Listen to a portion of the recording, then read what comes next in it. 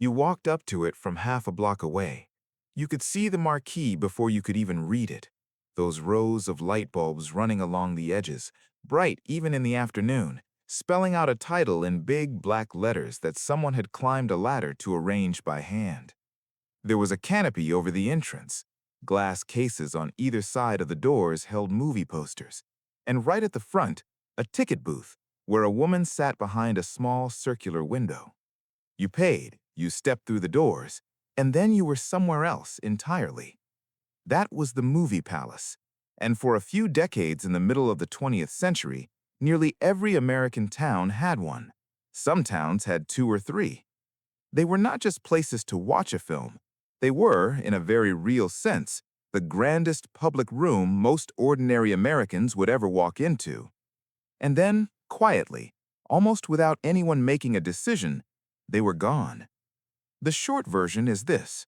Television came, then the multiplex came, and the economics of a single-screen theater in a slowly emptying downtown just stopped making sense.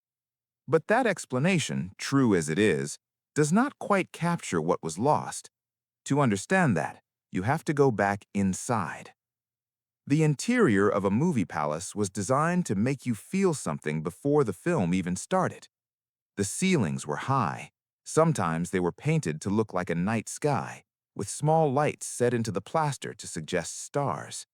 There were chandeliers. There were murals on the walls showing scenes from ancient Rome or Egypt or some invented golden world. There were thick carpets underfoot. The smell of popcorn mixed with something older, something like dust and wood and velvet. The seats were wide and cushioned. The curtain in front of the screen was a deep red or a warm gold that caught the light. For a child growing up in a modest house in a modest town, this was something close to opulence. This was a building designed to tell you that something special was about to happen.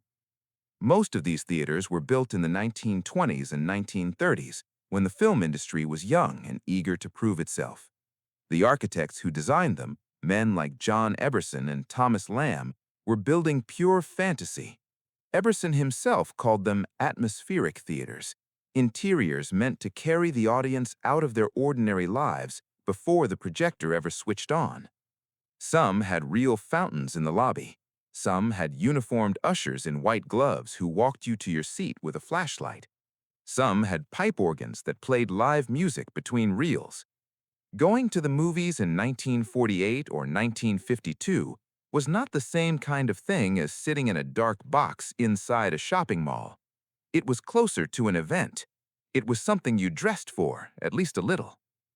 In a practical sense, the movie palace was woven into the rhythm of weekly life in ways that are hard to imagine now. Downtown was still where most people went on a Friday or Saturday night. There were restaurants and shops, and the theater anchored the whole geography of an evening out. Couples went on dates there. Parents brought children on Saturday afternoons for a double feature and a cartoon. Sometimes the children went alone, a dime in their pocket, and spent 3 hours in the dark while their parents ran errands or had a quiet hour at home. The theater was one of the few public spaces where you could sit beside a stranger and share the same emotion at the same moment. That was not a small thing. It created a kind of common experience that whole towns participated in together. The people who worked there were part of the neighborhood, too. The woman in the ticket booth had worked there for 15 years. The man who ran the projector took real pride in keeping the film running clean. The concession stand had a steady, familiar rhythm. The same popcorn, the same candy, the same wax cups. The smell of it was so consistent that even now, for many people, that smell alone can pull them straight back. What began to change things was not any single event, but several things arriving one after another. Television entered the American home through the late 1940s into the 1950s. The habit of leaving the house for entertainment started to loosen. Families who had once gone to the movies every week found that they could watch something almost as good from the couch. Ticket sales began to fall, and in 1948, the studios, which had previously owned many of the theaters outright, were forced by antitrust action to give them up. That removed an important layer of financial support.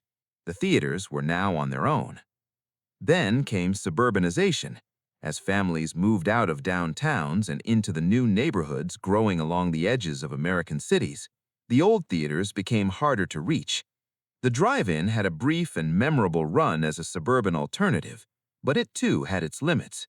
What replaced the downtown movie palace in the long run was the multiplex, first in shopping malls in the 1960s, then in the large retail corridors that eventually replaced those malls. These were buildings with no pretension to grandeur. They were functional, low cost, and designed for high turnover. Several smaller screens under one roof, each showing something different, each filling a slot. The economics made perfect sense. The experience was entirely beside the point. The old theaters tried to adapt. Many of them were divided into 2 or 3 smaller screens.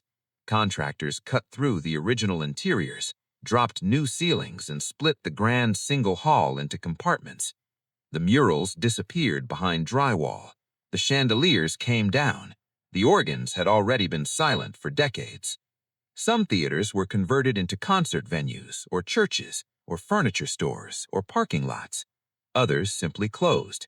Their marquees went dark one last time, the letters left in place, or taken down by whoever owned the building next. In smaller towns especially, the closing of the downtown theater was often one of the last signs that the downtown itself was fading. A few hundred of these buildings have since been preserved or restored. Organizations across the country have raised money to bring back the plasterwork, the curtains, and the old projection booths. They are beautiful places. Walking into one is a genuine experience. But they are also, in a way, museums. The thing they preserve is no longer a living part of ordinary weekly life. It is a memory of one. What the movie palace gave people is genuinely hard to replace. Not just the films themselves, which you can watch anywhere now, but the specific experience of entering a place that had been built with real care and real ambition to make you feel that your free time was worth honoring, that you, an ordinary person from an ordinary town, deserved to sit somewhere beautiful for 2 hours on a Friday night, that entertainment was not just something to be consumed, but something to be shared, in public, together, in a room that smelled like popcorn and old velvet, and the quiet excitement of what was about to begin. That feeling belonged to a particular time, and when the theaters closed, it went with them. If you have a memory of a theater like this, the name of it, the town it was in, what you saw there, leave it in the comments. Those details are worth keeping. And if this kind of history means something to you, subscribing is the best way to make sure you do not miss what's coming next.